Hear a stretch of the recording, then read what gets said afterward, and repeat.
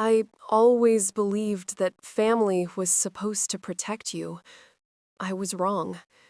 My sister's fingers twisted into my hair like claws. Before I could scream, she slammed my head into the wall. The crack echoed through the empty hallway. Pain exploded behind my eyes, white-hot, blinding. I crumpled to the floor, my cheek pressed against the cold hardwood, blood warm and wet against my temple. Diane crouched down, her face inches from mine, her expensive perfume filling my lungs as she whispered, "You don't deserve anything. You never did." Then she stood up, smoothed her blouse, and walked away. Her heels clicked against the floor, steady and unhurried, as if she hadn't just left her sister bleeding and barely conscious. She thought no one would ever know. She thought she had won. But what Diane didn't realize was that someone was watching from the darkness, someone who had promised our dying grandfather they would protect me, someone who recorded everything. And when that person walked into the lawyer's office the next morning, everything satisfying begins with the truth finally being seen. My name is Angela Stewart. I'm 35 years old, and I work as a care coordinator at a senior center in Portland, Oregon. I thought I understood what it meant to feel invisible, but I didn't truly understand until I went home to bury my grandfather. The day I got promoted to manager, I called my mother to share the news. She cut me off mid-sentence. "That's nice, dear. Did you hear Diane just closed a huge deal? Your father and I are taking her to dinner this weekend to celebrate." She didn't ask about my promotion. I'm used to this. What I've never understood is why, for as long as I can remember, my family has treated me like a stranger they're obligated to tolerate. Missed calls that were never returned. Family gatherings I only learned about after they happened through Facebook photos. I spent years wondering what terrible thing I must have said or done to make my own parents look at me with such coldness in their eyes. My younger sister, Diane, has always been the star of our family. She's 32, beautiful, charming, successful in real estate. When she walks into a room, my parents light up like she's the sun itself. When I walk in, they glance at me like they're checking whether a door was left open. 3 years ago, something strange happened. My grandfather called me at midnight, his voice shaking. "Angela," he said, "Diane told me you don't want to see me anymore." She said, "You think I'm a burden?" My heart nearly stopped. I had never said anything like that. "Grandpa, that's not true," I told him. He was quiet for a moment. Then he said, "I know, sweetheart. I know you. That's why I called." Something in his voice that night stayed with me. When Grandpa passed away, I drove home.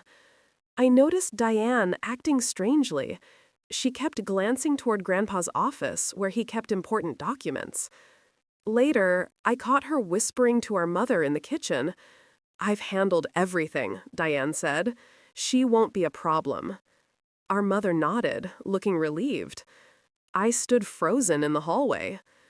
That night, unable to sleep, I went to Grandpa's old cabinet to look for keepsakes. Behind a loose board at the back, I found an envelope, sealed, my name written on the front in Grandpa's shaky handwriting. I opened it with trembling hands, and what I read inside didn't just reveal the truth. It revealed that everything I believed about my family, about my entire life, was a lie. The letter was 3 pages long, written in Grandpa's shaky handwriting. The paper was thin, worn at the edges, as if he had held it many times before finally hiding it away. I sat down on the cold floor of his office, my back against the cabinet, and I began to read. By the second paragraph, my hands were trembling so badly I could barely hold the pages steady. "Angela," he wrote, I need you to know the truth before it's too late. For over 10 years, Diane has been poisoning this family against you." He explained the specifics. "Diane told Mom that I said she was a bad parent. She told Dad that I was embarrassed by his job. She told Grandpa himself that I didn't want to visit anymore, that I found him boring and old. I believed her at first," he admitted. "Your parents still believe her. But I started paying attention. I called you, and you always answered, every single time. And there was love in your voice, Angela. Real love. Not the coldness Diane described. I watched Diane's face when she talked about you, and I saw something that chilled me. There was no sadness when she said you had abandoned us. There was satisfaction. She was enjoying it." I stopped reading. My chest felt tight, like someone was pressing down on my ribs. I forced myself to continue. "2 years ago," the letter went on, "Diane came to Grandpa with a property transfer document. She said it was routine paperwork for the family trust. Something felt wrong, so I pretended to sign it, but wrote my name slightly different than usual. When the bank reviewed it, they caught the discrepancy and called me. Angela, she had forged my signature on a version she created herself. She was trying to transfer the house into her name before I died. The bank rejected it and sent me the original document. I kept it as evidence. I never told your parents because I knew they wouldn't believe me. Diane has them wrapped around her fingers so tightly they can't see straight." The final paragraph broke my heart. "Angela, you are not the daughter who abandoned this family. You are the daughter who was erased. Grandpa wrote that Diane did this to me deliberately, systematically, for over a decade. I am so sorry I didn't see it sooner. I am so sorry I believed her lies, even for a moment. You deserve better from all of us. I love you. I have always loved you, and I hope that one day the truth will set you free." I sat there on that cold floor for a long time. Inside my head, everything was screaming. Every memory I had was reshaping itself. The family dinners I wasn't invited to, the birthday calls that were never returned. It wasn't because I had failed them. It was because Diane had spent 10 years convincing them I was a monster. Every cruel thing she told them, they believed. And not once, not a single time in all those years, did either of my parents pick up the phone and ask me if any of it was true. They just accepted Diane's version of me. They let her erase the real Angela and replace me with a villain in their minds. I wasn't the forgotten daughter. I was the deliberately destroyed daughter. The grief hit me first, then the anger, a deep, burning anger that started in my stomach and spread through my whole body. I wanted to run upstairs and force my parents to read every word of this letter, but I knew that wouldn't work. Diane had spent a decade building her lies. She would find a way to explain this away, too. She would say Grandpa was confused, that I had manipulated him. I needed to be smarter than that. I pulled out my phone with shaking hands. I photographed every page of the letter, front and back, making sure the images were clear and readable. Then I emailed them to Mr. Harrison, Grandpa's lawyer. I wrote, "I found this letter tonight. I believe you need to see it before tomorrow's reading. I also believe my sister may attempt to contest the will using false evidence." I attached the photos and pressed send. I refused to be erased anymore. I was still sitting on the floor, clutching the letter, when I heard footsteps on the stairs. Diane appeared in the doorway, wearing silk pajamas, her hair perfect even at this hour. When she saw me sitting there with tears streaming down my face and papers in my hands, she froze. Her eyes locked onto the letter. "Give me that," she said, her voice calm but with a deadly edge beneath it. I stood up slowly, holding the letter behind my back. "No, I know what you did, Diane. I know everything. The lies you told Mom and Dad, the things you said about me to Grandpa, the forged signature. I know all of it." Something flickered in her eyes. Fear, maybe, or just annoyance that her perfect plan had a crack in it. Then she lunged at me. She grabbed my wrist and twisted it hard, trying to rip the letter from my grip. When I didn't release it, she changed tactics. She grabbed a fistful of my hair and slammed my head into the wall behind me. The crack echoed through the silent house. Pain exploded through my skull, white and blinding. I slid down the wall and crumpled onto the floor. I felt her pull the letter from my weakened fingers. Diane crouched down next to me, her face inches from mine.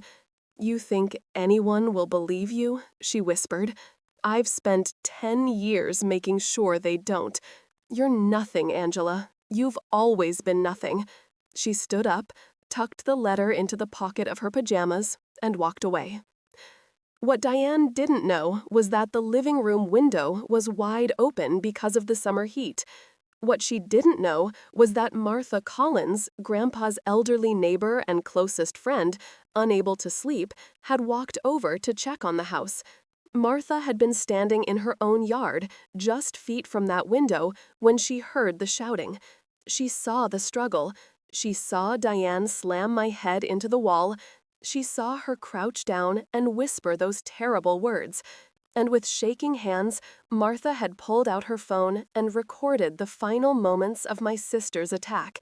She had the video now, and she had something else, a copy of the letter that Grandpa had given her months ago with instructions to use it only if Diane ever tried to hurt me. Diane walked away that night believing she had destroyed the only evidence against her. She had no idea that 2 copies of that letter existed, and she had no idea that the woman who held them both was going to walk into that lawyer's office the next morning and burn her entire world to the ground. 30 minutes before the will reading was scheduled to begin, Martha Collins walked into Harrison's law office. She was 73 years old, dressed in her best Sunday clothes, and she carried a sealed envelope that George had given her months before he died. "He told me to only open this if someone tried to hurt Angela," she said quietly. "Last night, someone did." Harrison opened the envelope and read the letter inside. Martha watched his face grow grimmer with each page. When he finished, she pulled out her phone and showed him the video she had recorded through the open window. The room was silent except for the sound of Diane's voice on the recording, cruel and confident, saying those terrible words. Harrison picked up his phone and made a call. "I need you to delay the family's arrival by 15 minutes. There's something I need to prepare." When the Stewart family arrived at the law office that morning, Harrison was ready for us. The conference room felt small and airless. I sat alone on one side of the long table, my hands folded in my lap to hide the trembling. Across from me sat Diane, positioned between our parents like a princess flanked by her loyal subjects. She looked perfect, holding her leather folder and constantly touching it as if reassuring herself it was still there. Our parents sat with their arms crossed, and when they looked at me, I saw something that cut deeper than any of Diane's words. I saw hostility. After everything, after all these years, they still believed her. Mr. Harrison entered the room and took his seat. He began, "I, George Edward Stewart, being of sound mind, declare this to be my last will and testament. I leave my home, my savings, and all my worldly possessions to my granddaughter, Angela Marie Stewart." The silence that followed was absolute. I couldn't breathe. Harrison continued. George added a personal note. He wrote, "Angela is the only person in this family who never came to me asking for anything. She is also the only one who never lied to me." Diane was on her feet before Harrison finished speaking. "This is unacceptable," she said, her voice sharp and controlled. She opened her leather folder and pulled out a stack of papers. My grandfather was clearly manipulated in his final months. I have evidence right here. Emails from Angela demanding money. Text messages where she threatened to abandon him unless he changed his will. This will needs to be contested. I stared at the papers. Emails I never wrote. Text messages I never sent. She had fabricated everything. Our parents were nodding along, believing every word. Before you present your evidence, Miss Stewart, Harrison raised his hand calmly. I have something to share with the family. He produced an envelope. This letter was written by George Stewart and entrusted to a third party with instructions to deliver it if anyone attempted to harm Angela or contest this will. Harrison opened the envelope and began to read aloud, revealing Diane's decade of lies and the original forgery of the property transfer document. He looked directly at my sister. George kept the original forgery as evidence of Diane's character. Would you still like to present the contents of your folder, Miss Stewart? Diane's voice came out high and strained. That letter is fake. Angela must have made him write it. I stood up slowly. I didn't manipulate anyone, but last night, after I found Grandpa's letter, Diane attacked me. She slammed my head into the wall and stole the letter from my hands. She thought she destroyed the only copy. I looked toward the door. The door opened. Martha Collins walked in. She walked to Harrison's desk and placed her phone down gently. I'm Martha Collins. Last night, I saw exactly what his other granddaughter is capable of. Harrison connected the phone to the display screen on the wall. The video began to play. The room watched in frozen silence. There was Diane grabbing my hair. There was the moment she slammed my head into the wall. There was her face leaning close to mine as I lay crumpled on the floor. And there was her voice, clear as day, saying those words. You're nothing, Angela. You've always been nothing. My mother let out a choked sob. My father stared at the floor, unable to watch. Diane stood paralyzed, her mouth open. Everything she had built, every lie she had told, collapsing around her in real time. For 35 years, I believed I was the problem. Now I knew the truth. It was never me. For the first time in my life, I didn't feel invisible. I felt free. When investigators finished examining Diane's folder, they discovered fabricated emails, doctored messages, and forged documents, proof of a calculated fraud that led to multiple charges. The consequences came fast. Her real estate company fired her, the video was leaked online, and her boyfriend ended the relationship. The woman who always had somewhere important to be suddenly had nowhere to go. She was forced to sell her luxury apartment to pay her mounting legal fees. 2 weeks after the will reading, my mother called, her voice thick with tears. We didn't know, Angela. Diane told us so many things over the years. I listened in silence. When she finished, I spoke. Mom, I called you every single month for 10 years. Did you ever, even once, ask me if what Diane said was true? You chose to believe her without ever giving me a chance to defend myself. That's not Diane's fault. That's yours. I hung up before she could respond. 3 weeks later, my father showed up at my apartment. He didn't ask to come in. He just stood there and confessed, Your grandfather tried to tell me once. I told him he was getting confused in his old age. I chose her word over his. I failed you. I will spend the rest of my life knowing that. He didn't ask for forgiveness. He just stood there, an old man broken by his own choices, telling me the truth I had waited 35 years to hear. Returning to Grandpa's house to sort his belongings, I climbed up to the attic. Behind a stack of dusty photo albums, I found a wooden box with a note taped to the lid. For Angela, when you're ready. Inside were dozens of letters, all addressed to me, none of them ever sent. I read letters about my college graduation, my first job, my charity drives. He wrote, "I saw you wearing your grandmother's necklace in every photo Martha showed me. A daughter who hated her family wouldn't wear her grandmother's necklace over her heart. I always knew." He wrote that I didn't need them to see me. "I see you. I have always seen you, and I am so proud of the woman you've become, not despite your family, but in spite of them."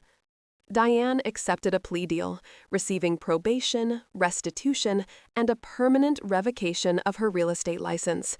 She had nothing left. I set clear and firm terms with my parents. Limited contact, on my terms, with no mention of Diane or excuses for her behavior. I established the George Stewart Foundation, a scholarship fund for young people overlooked by their families. I kept Grandpa's house as a sanctuary. I didn't need anyone to tell me I was enough. I already knew. Angela's story reminds us that the people who love us should never make us feel invisible. If your family treats you like a stranger, if they believe lies without ever asking for your side of the story, that is not your failure. That is theirs. You deserve to be heard and to be believed. Boundaries are not punishment. They are protection. They teach others how to treat us, and they remind us that our peace is worth fighting for. If this story touched your heart, please take a moment to subscribe to our channel and turn on notifications. We would love to hear from you in the comments below. Have you ever had to set boundaries with family?